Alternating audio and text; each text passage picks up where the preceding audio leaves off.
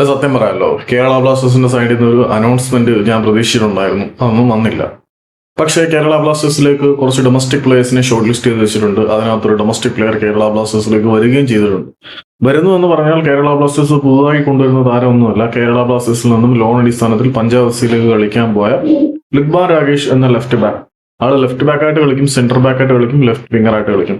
ഈ 3 പൊസിഷനിലും കളിക്കാൻ കഴിയുന്ന 23 വയസ്സുള്ള ലുക്മാൻ രാകേഷ് കേരള ബ്ലാസ്റ്റേഴ്സിലേക്ക് മടങ്ങി വരുന്നുണ്ട്.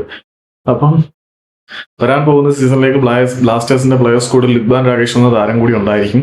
പിന്നെ ഇന്ന് പുറത്തേക്ക് വന്ന അപ്ഡേറ്റ് എന്താണെന്ന് വെച്ചാൽ കുറച്ച് ഡൊമസ്റ്റിക് പ്ലേയേഴ്സുമായിട്ടുള്ള കോൺട്രാക്റ്റും കാര്യങ്ങളും എല്ലാം സെറ്റ് ആയിരിക്കുകയാണ്.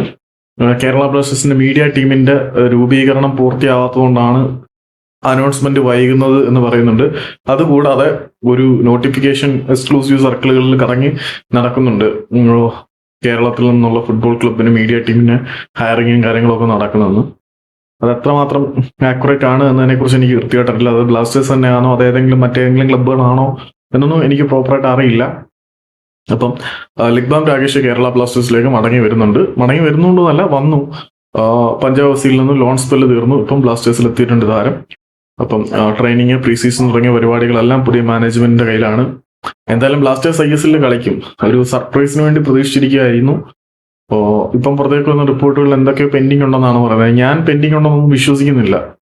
മീഡിയ ടീമിന്റെ രൂപീകരണത്തിനുള്ള ഒരു കാലവിളംബമാണെന്നാണ് ഞാൻ വിശ്വസിക്കുന്നത്. ഫ്രാഞ്ചൈസി ഫീസും എല്ലാം കൊടുത്തു കഴിഞ്ഞു. അപ്പോൾ ബ്ലാസ്റ്റേഴ്സ് ISL കളിക്കും എന്ന് 100% ഉറപ്പാണ്. അപ്പം ടേക്ക് ഓവറിന്റെ ആണ്. പിന്നെ എന്തുകൊണ്ട് അനൗൺസ്മെന്റ് വരുന്നില്ല എന്നുള്ളത് ഇപ്പോഴും ഉത്തരം കിട്ടാത്ത ചോദ്യമാണ്. പെട്ടെന്ന് പടക്കം പേടിച്ചു പോയി.